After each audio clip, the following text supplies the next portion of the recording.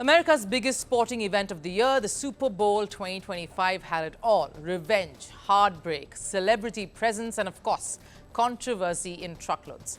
Philadelphia Eagles denied Kansas City Chiefs a historic three-peat with a dominant 40-22 point win, winning their second title in 7 years and also settling scores for that loss in 2023. And even though this scoreline was one-sided, at least seemed to be, the finale lived up to all the hype because the game had it all.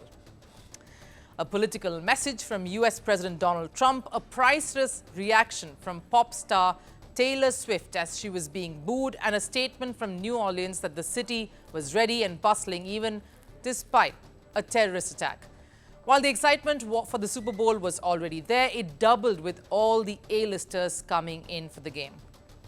From Hollywood celebrities to politicians, the 2025 edition was a grand affair, but the hype was still around Donald Trump's attendance for the Eagles versus Chiefs clash. Trump, in fact, is the first sitting US president to attend a Super Bowl, and trouble followed him even before he stepped in to watch the game. A protest was held outside Trump's golf club in Florida regarding the latest policy changes he's adamant on bringing in.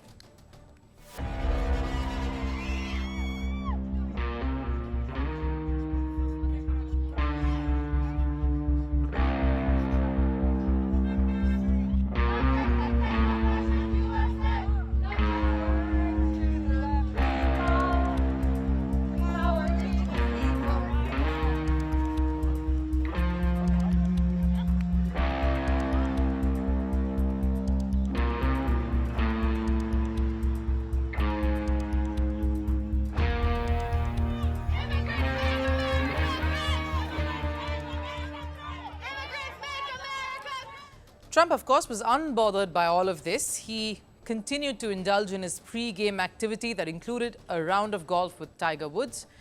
Drama, of course, followed the president as he flew into New Orleans because it felt like Trump was there to make a political statement rather than just watch a football game.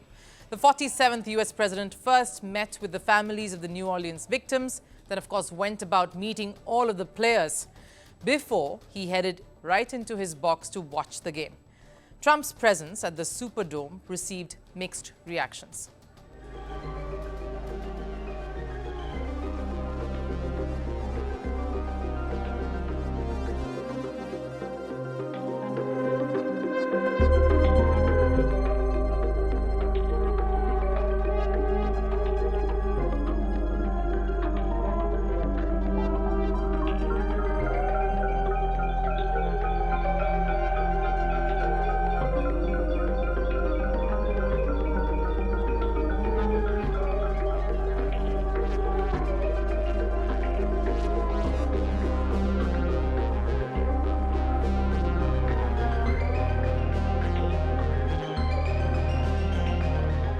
There were a lot of speculations on how Trump would react during the Black National Anthem, the Lift Every Voice performance by R&B vocalist Ledisi. During his first term in office, Trump had in fact criticized the league after the colored players kneeled during the U.S. National Anthem to draw attention to racial injustice. The U.S. president, though, decided to play it safe here. He didn't react during the Black National Anthem performance, remained stoic, but his reaction during the U.S. National Anthem showed where his true passion really lay, especially with the military salute he did during the anthem.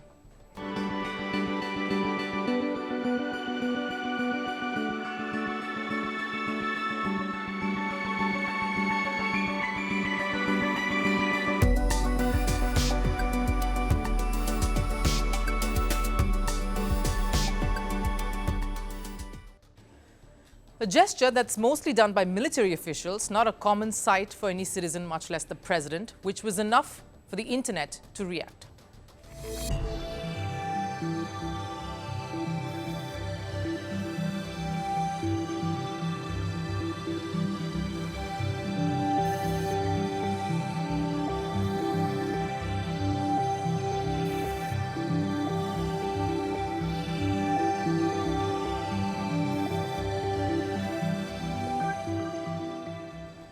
Now, while there is no particular law that restricts the US president from doing this, maybe it was a statement from Trump that he only recognizes the US national anthem, a subtle way for Trump to prove which side he really was on. And it wasn't just the anthem that sparked controversy.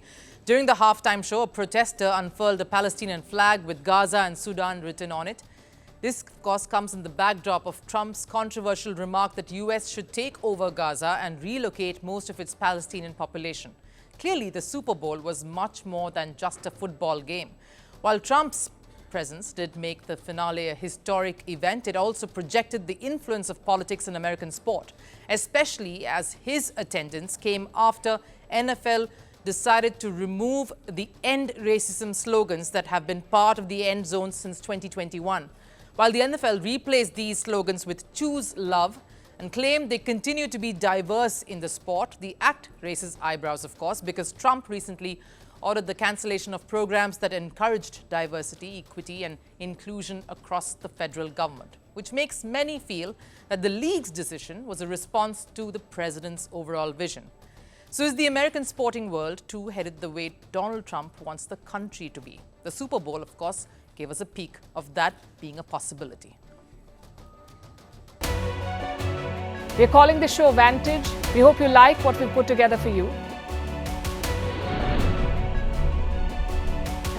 Touted as the minimum defense from that video. India's neighbors were the first to send the special edition of Vantage live from the White House throughout this week. Yes, Hindu Mandir in we're on our way to Tel Aviv. Measure, but it's also the perfect way to drive. I don't think that Prime Minister of Bhutan, Sherin Tagwe. Welcome to 60% of the world's office. Prime Minister Modi did the iron. we were actually How are you doing? How do you like? It's been 1 year since that meeting. Iron bars separate you from the outside. Out the vote effort. Trump had, it says, and at $4.3 trillion, 4.3 300 billion by 2030. That's what we need to tackle climate change.